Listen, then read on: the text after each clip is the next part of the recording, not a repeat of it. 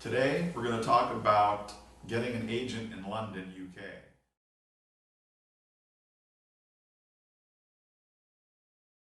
The first things that you want to do when you start to look for a new agent or get your first agent, you want to do research and you want to find all the agents that exist in the city. Then you want to do is you want to eliminate those ones that are not appropriate for you. One of the first resources that you'll look at is the Equity, which is the Actors Union in the UK. Look at their website, or the book that's printed by Spotlight. Casting directors and agents will use the Spotlight link to go back and forth as far as castings and getting castings and looking for people. Spotlight prints a book called Contacts, which you can look at the library. If you can't afford to buy one, you can go into the library and check one out. They list the agencies and personal managers. In the UK, the agents and personal managers are interchangeable. They like to call themselves personal managers. And in the listings, in the section of the contact books, they're all organized and listed there for you. You'll see some of the names have like little like symbols or letters like the PMRC or other things. This just shows that they're registered and they're legal. They're legitimate agencies, or at least adhere to the same code of ethics. So anyways, once you've gone through and started your research, you'll want to start to target specific agents. And some of the things you'll look for is you'll try to find what other clients these agents represent. You'll want to learn what areas that they focus on and what type of things that they're looking for. You want to make sure that any potential agent, their specific focus is on acting. A lot of the agencies might have like a wide range of different departments and services.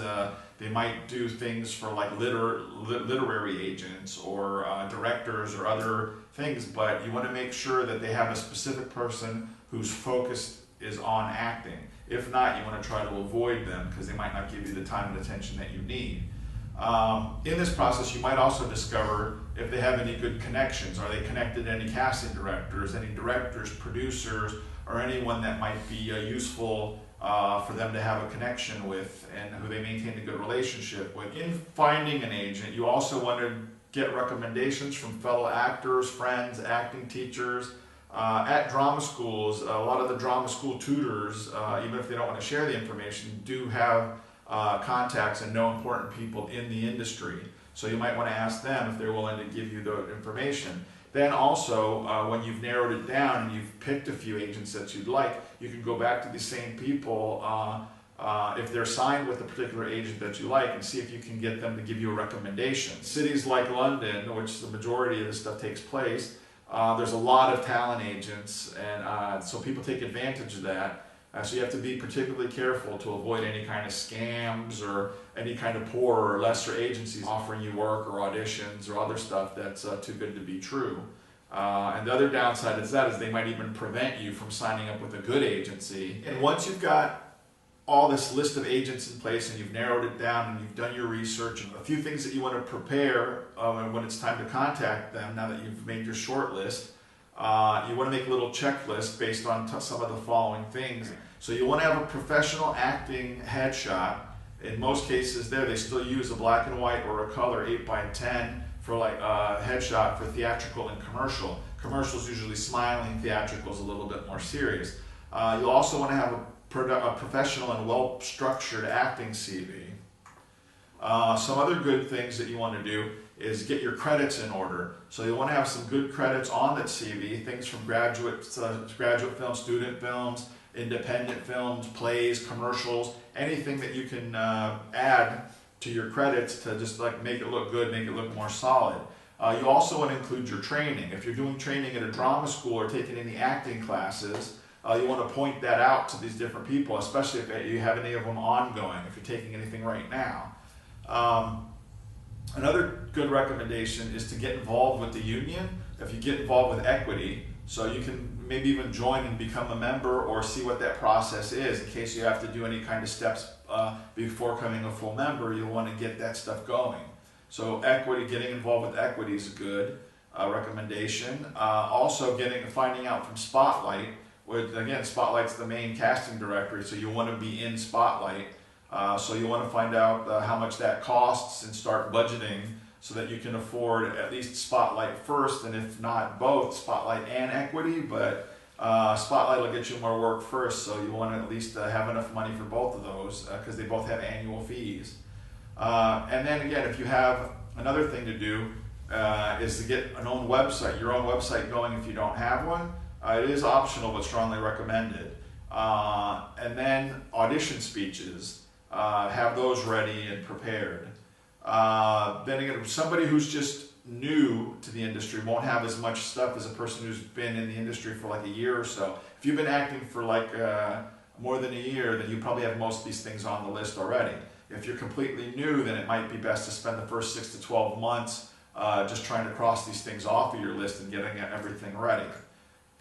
Your Spotlight profile, if you've got one already, should be completed with your best headshots, your best show reels, and all the best of the best credits and training. You really want to create a good impression.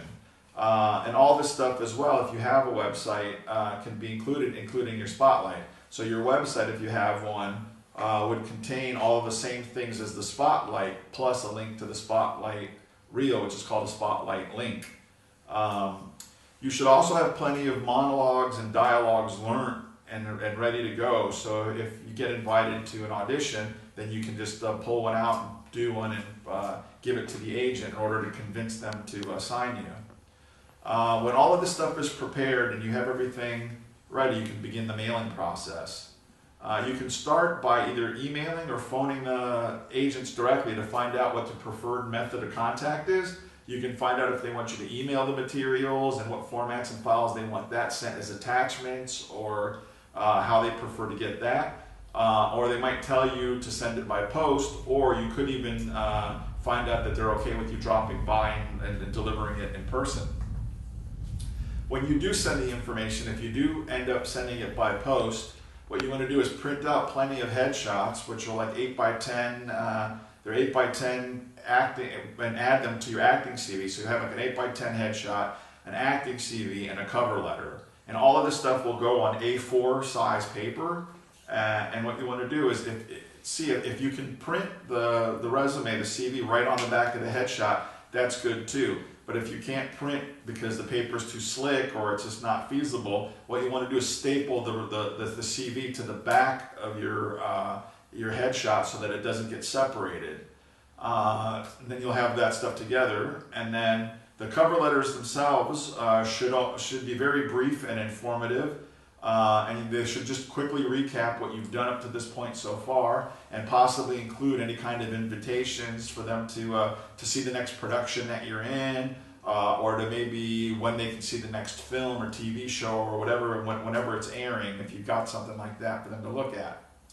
Anyways, you'll take all of these 3 pieces of paper, and you'll put them all into one envelope that you can either post to them or hand deliver, depending on their instructions.